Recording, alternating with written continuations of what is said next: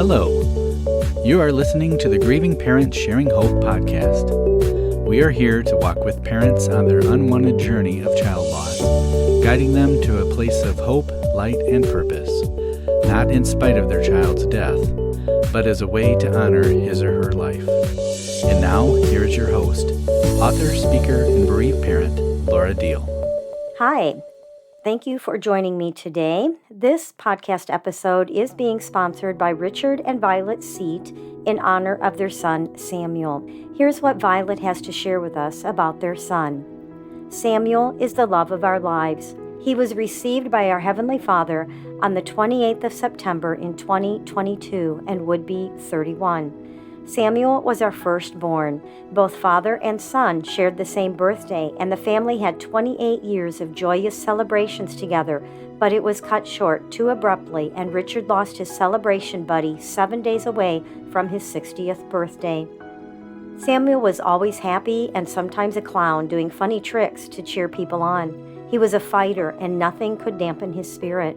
He had a strong sense of justice and believed that everyone should have a chance to choose what they really wanted and be themselves. Samuel was a genuine person in all aspects of his life. He was not judgmental and saw people for who they are, looking beyond their actions and at the circumstances of each person. He therefore naturally had many good friends. Samuel loved his parents very much, manifested through his actions and outward expressions. He loved his siblings, Samantha and Benjamin. Samuel was a caring husband to Nook and a very devoted father to Silas. Samuel, we love you so much. It is painful to let you go, but we know the plans God has for you in Jeremiah 29:11. We look forward to being united with you again on the other side of heaven, where there will be no more death and pain.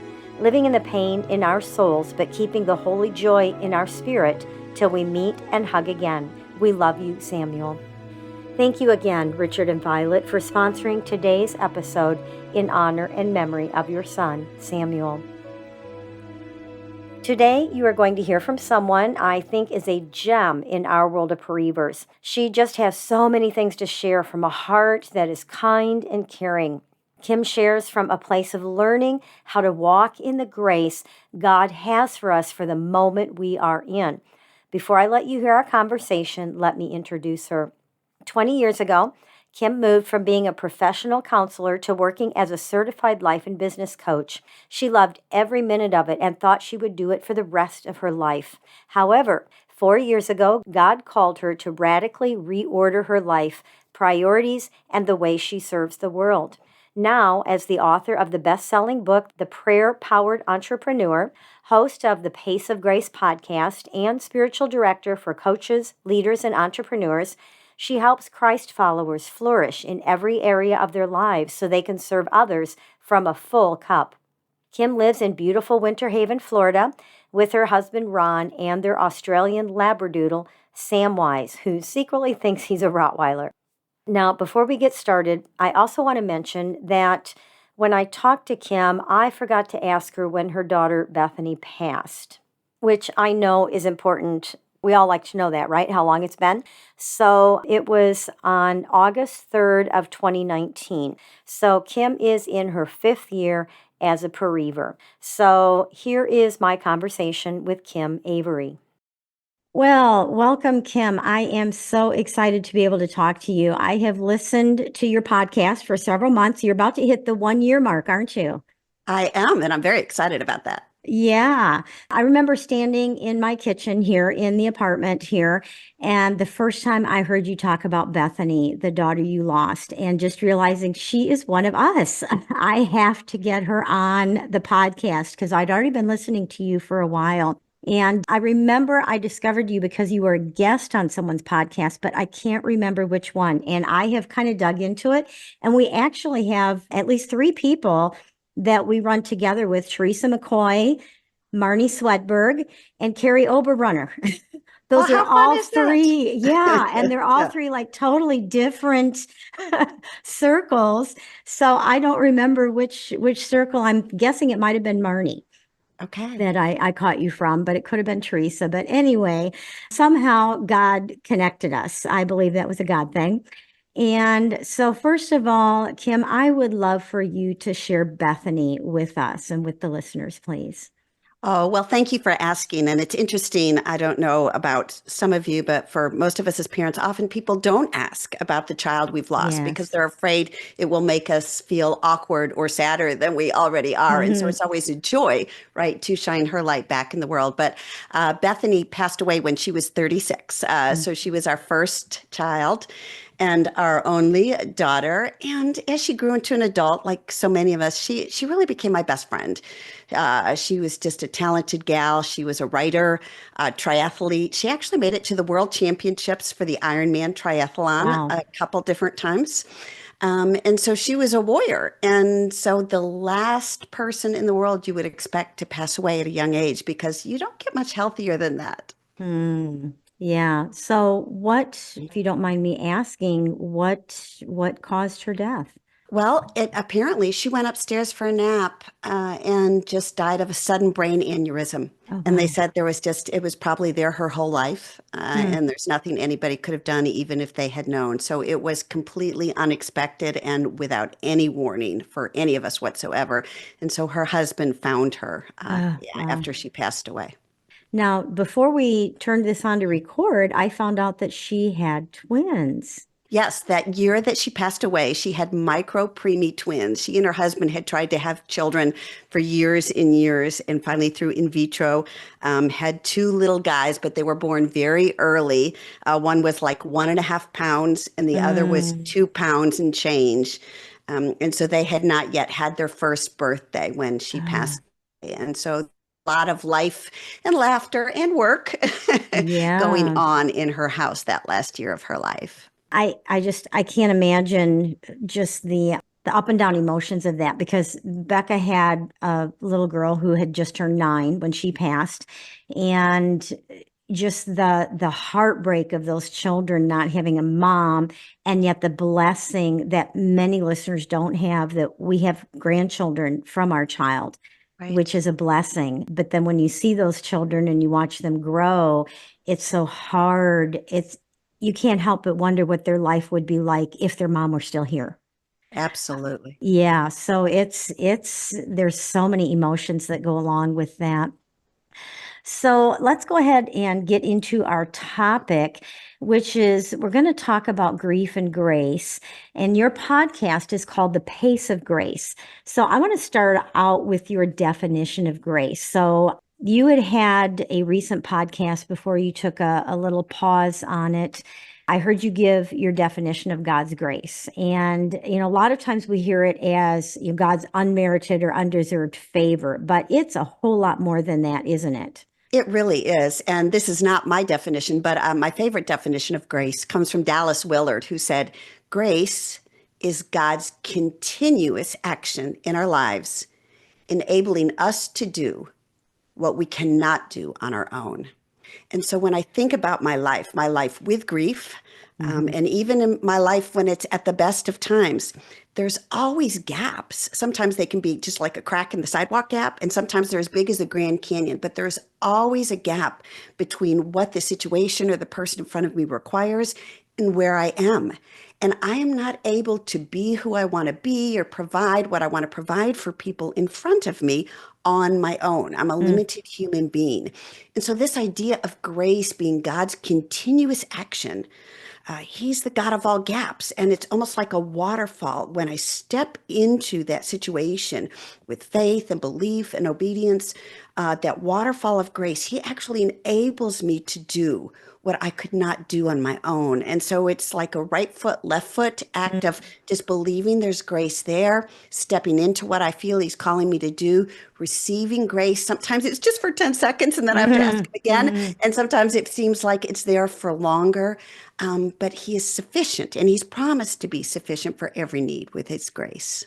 I love that. I love the picture of the waterfall. I love waterfalls. That's just one of my things. And so often God brings me back to the waterfall of a definition of almost whatever it is that he's wanting to remind me of or give me more of. His love like a waterfall, just, pouring down on us. His grace like a waterfall, just pouring down on us. And I like that the definition of it being continuous. It's not a one-time thing. It is undeserved. It is unmerited, but it's something continual, and it's something that it's from him. It's divine. It's when we can't do it, he steps in and becomes that for us, gives us the strength we need. I've had for years, my middle name is Jean, which is gracious, grace. And so that's one of those words that I like to study on and hear more about. And so I remember writing on a card, my name, Laura Jean, Laura is victorious, like a laurel wreath. And so it's like victorious grace, victorious favor. And it's like divine favor. It's divine empowerment. And so it is something that goes beyond what we can do or who we can be, isn't it? It really is, which is not to confuse it. And I know you would agree with this, Laura, with the fact that we can't always feel it. Yes. I think about my daughter being a triathlete. And I remember when we were in Kona watching her in the World Championships, and a whole lot of things had gone wrong during the open water swim. And there's like a 112-mile bike ride, and they were having this heat wave and, lava hot roads. It was just horrible. And she came to the full marathon then, which follows all of that. Oh, my goodness. And marathon's normally her strong event, but she was barely stumbling. I mean, she was just barely, when I watched her go by, and it broke my heart. Yeah. Everything within me wanted to beg her to quit, just quit. You could die. This is horrible.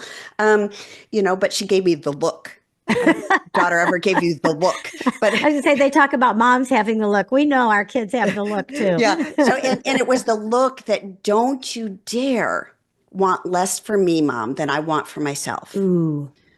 And so it was just like, okay, babe, you can do it. You can do it. Now, I was there for her. Did she feel better? Did she get a second win? Did she have all sorts of energy? No, she barely crawled, I think, over the finish line. But she wanted to finish, and there was grace to finish. And it doesn't always feel like that runner breaking the tape and exaltation, but she set out to start and finish. And that's what grace looks like. Sometimes it looks like we're just running, with the wind at our backs. And sometimes it's 100-mile-an-hour headwind at our front. Yeah. But it is grace to keep going. I love that. When it comes to, losing our child, as you were talking, I was thinking about, the grace. It doesn't feel good, but we need to finish the race for our child. I mean, we're carrying our child's legacy now.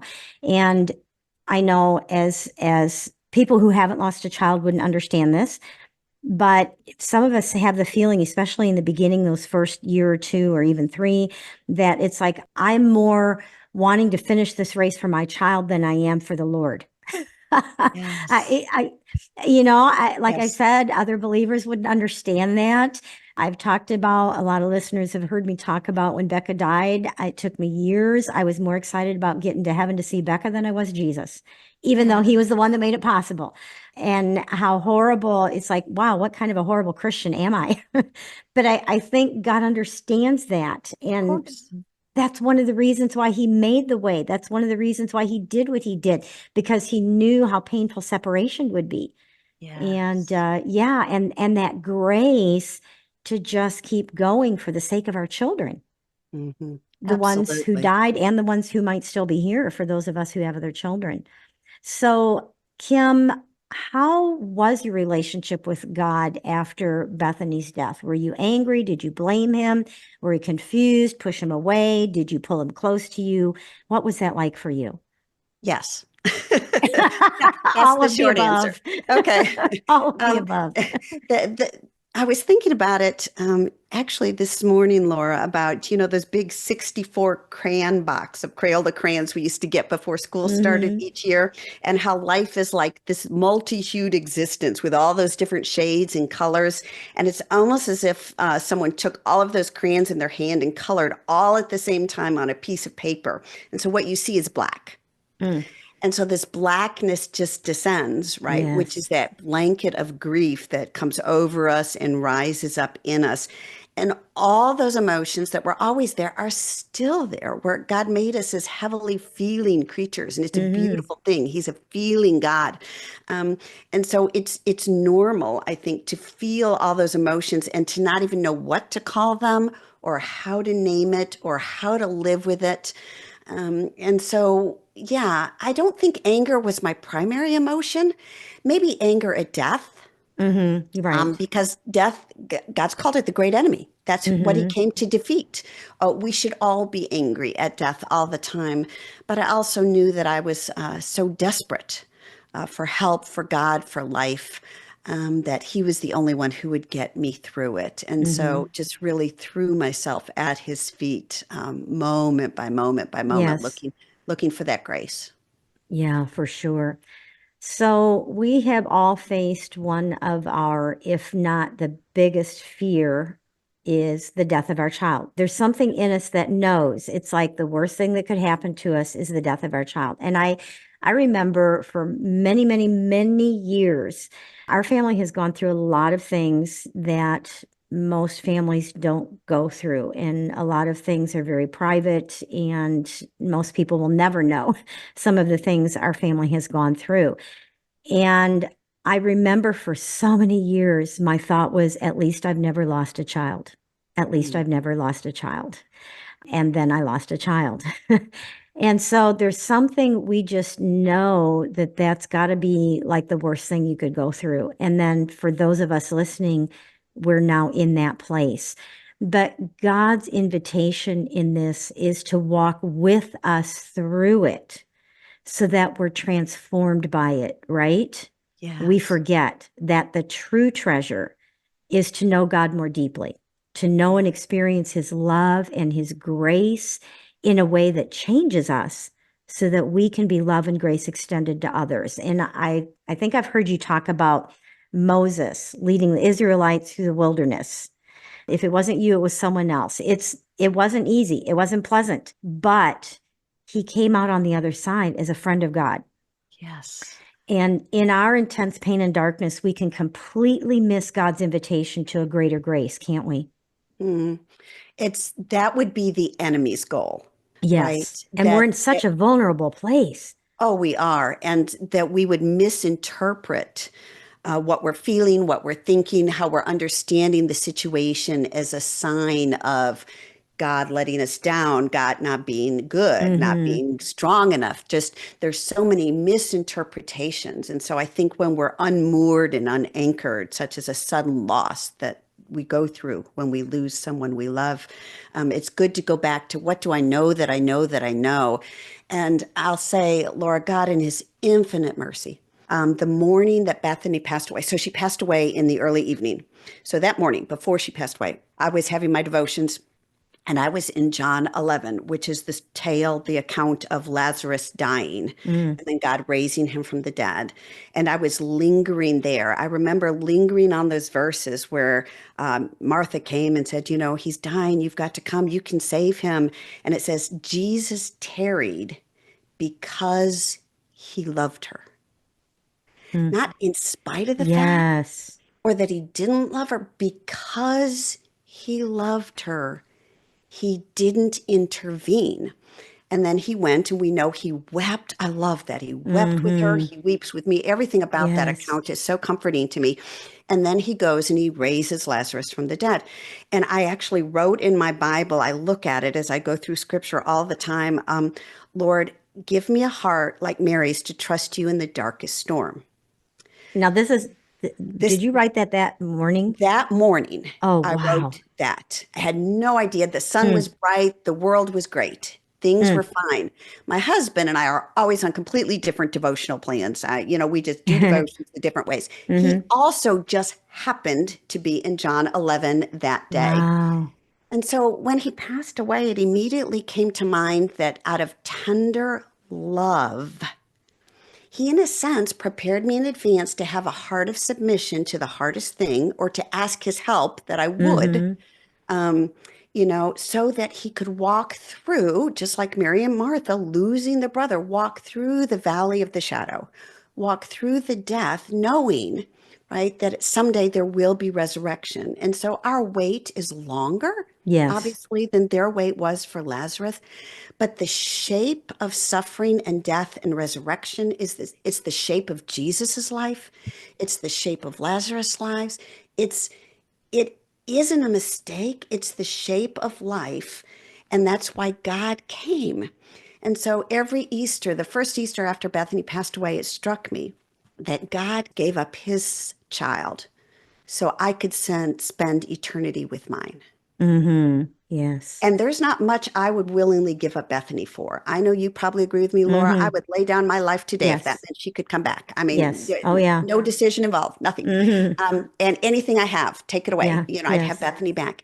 He did that to guarantee I would have that resurrection day with Bethany. That's his tender heart, even in those hard times. And so all of that, knowing that it's always in love, whatever he does, that he weeps with us. I love that that's the one place, John 11:35. It's my favorite verse in the Bible. Jesus wept. Mm. That he's not cold to us. His tears drop when ours drop. Death is the enemy, Mm-hmm. right? But he will bring life and he will keep us company while we wait for that life. And so there's been so much comfort that he's given me even on the hard, hard road. Yeah. One time the Lord gave me a vision of a pottery wheel and the clay on the potter's wheel. And it was his tears that was wetting the pottery to Yes. make it, to form it into what Yeah. that piece of clay needed to be. That was just amazing to me that it was his tears were the water that was being added to that pottery to make it pliable. So on your podcast, The Pace of Grace, it sounds like you're getting ready to dive deeper into the topic of grace itself. And I've heard you say to help us exchange our grasping for God's grace. And I think this is really good timing. And it's interesting that you brought up Mary and Martha because the podcast that just came out as we're talking, that just came out, would have been yesterday, was on feeling like God betrayed us. And I talked about Mary and Martha.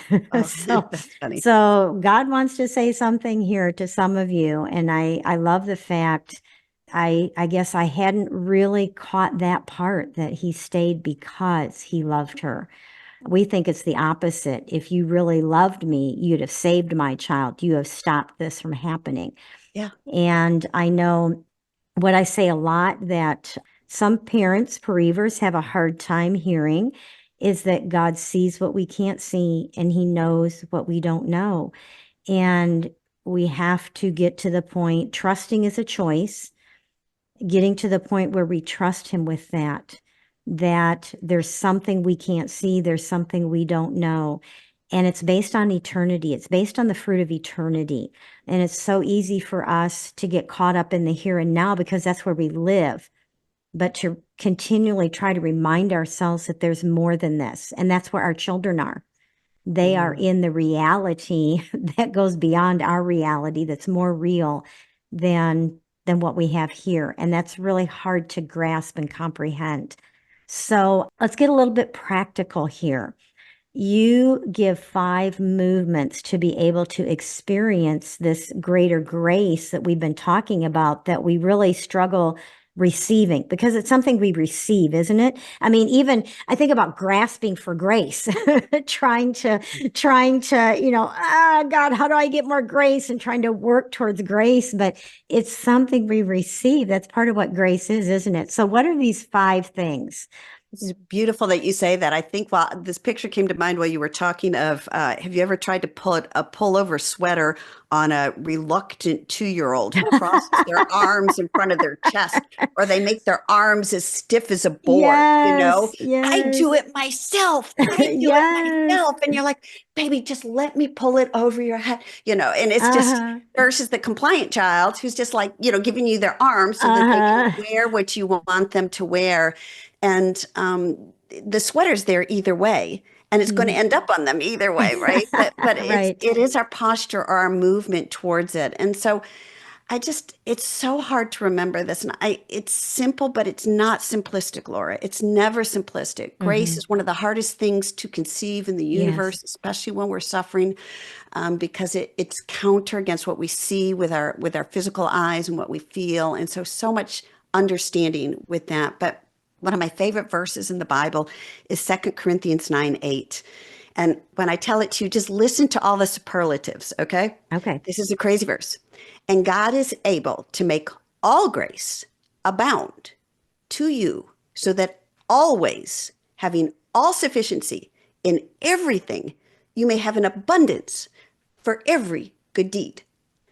Okay, Hmm. so he's always willing to give us grace for everything. And so those 5 movements just start with recognizing and just admitting my helplessness. Lord, okay, here I am. I I can't, like after Bethany passed away, I can't go back to work. I can't have Hmm. conversations with people. I'll break down. I'll cry. I'll make a fool of myself. They don't understand all the things, Lord. I can't do this, Hmm. but you can. And so I'm asking. So just recognizing and asking for grace. And then the second movement is then release. Release my strategies, which for me, Laura, are always, if it's going to be, it's up to me. I mean, that's just kind of my default mode, right? Either Uh-huh. to push through, to strive, to grasp, to make it happen. Okay, I'll toughen up and I'll make it happen and I'll show up to work and I won't cry, or just to give up. I quit. There's Hmm. no point. But, no, just release all that. Lord, I don't know how this is going to happen, but I'm not going to force it. I'm not going to give up. I'm just open to your grace. So I Mm. recognize he's got it. I release my strategy, which is always very self-protective because grief Yes. is so tender. And then just receive. Say, okay, what do you have for me to make this phone call, to make dinner, to get out of bed, to have this conversation? Just show me what you have for me in this moment. Just be willing to receive. And it doesn't have to be for the whole day or 10 minutes from now. Just real quick aside, I spent 2 years of my life in bed with severe chronic migraines. I, couldn't parent, couldn't do anything, couldn't drive, Mm. and it was literally breath to breath, just grace to get through the next minute because the pain was so intense. Just grace to get through the next minute, not for this whole journey, to get through the next minute. And sometimes it feels like that, but it came, right? His grace came. And then step 4 or movement 4 is the hardest one, is just to risk believing that he's going to show up when I do what he's telling me to do. If he's telling me to go back to work now, and I'm going to get dressed and I'm going to get out of bed and I'm just going to show up at the front door. And then if I run out of energy, I'm just going to stop and pray again. Mm. And if he says, you can go home now, that's all I needed of you today, that's great. Or if he says, no, I've got enough grace for you to open the door, that's great. Just risk Mm. trusting him step by step. Galatians 5:25, right, says we keep in step with the Spirit. And so we just walk it out with him. And then the 5th movement is just rest there. I don't have to worry that I can't do it again tomorrow or the next day or Christmas. The holidays are coming up without my daughter, that I can't make decisions. What about my grandkids at their graduation? I mean, I can worry about so many things, but I can rest and trust that that waterfall of grace is going to be there then too. And it's going to be Mhm. available that next day and that next thing he asks of me and that next moment. And so I think that's how we walk it out step by step with grace. It's gritty. It doesn't Mm. always feel good, but it rests on God's promises, which never lie. And so we know it's faithful.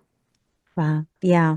Yeah. So let me just run through those again real quick. So the first one is to recognize that God always has grace for us. He always has grace and he always has enough grace. He has more than enough grace. And then to release the flawed thinking, release the I can't, to the release, the way that we're seeing and viewing and thinking and the things the enemy has put in our path to cause us to stumble, and then to receive the greater grace that God has for us. And we don't have to know how, we just have to receive it. Whatever it is, God, I receive it. And then to take that risk, step out into where we need to go, take a step forward. And like you said, if okay, and God says that's enough for today, then awesome. But if he says, no, I'm giving you grace for the next minute, then you take that next minute and then rest, no matter how long it takes, even if it seems to get worse, right? Yeah. We Oh, well, rest grief in that ebbs and grace. flows like an ocean, and Yes. that's not wrong, or it doesn't mean we're doing it wrong, or it's broken, or no, that's just life. Yeah. Yeah, Yeah. because we can feel like, oh, I finally functioned for 3 days in a row. And then all of a sudden we're back in bed again. And it's like, I thought I was getting better. Yeah. Yeah. And you Um, were. You functioned hmm for 3 days in a row. That's beautiful. And now Jesus is saying rest, hmm because grief is worth honoring. Our children are worth grieving, hmm and that's okay. Oh, I love that. I love that. So, Kim, what would you say to another parent who's in that dark place and they just don't think this is going to work for them? They don't think they'll ever get out of that dark place. Yeah, I understand. When darkness closes in, it's not just psychological, right? It's physical, it's Yes. emotional, it's spiritual. We're exhausted. We don't have any energy. We can't even think thoughts. We don't hmm even want to feel better. Yes. It's very overwhelming. And the picture I think of is if I put somebody in a dark room or a dark closet and shut the door, right? It's a suffocating darkness. hmm And if I gave you a paper bag and said, okay, I want you to catch all the darkness in the bag so it'll go away. Well, you can't do that. Right. There's no way to make that darkness go away with your own energy. And that's not what works with darkness. What we need is someone or something outside of ourselves to light a candle in the closet and just sit with us. And that's Jesus. It's just, I don't have to figure out how to feel better. I don't have to try to make this happen.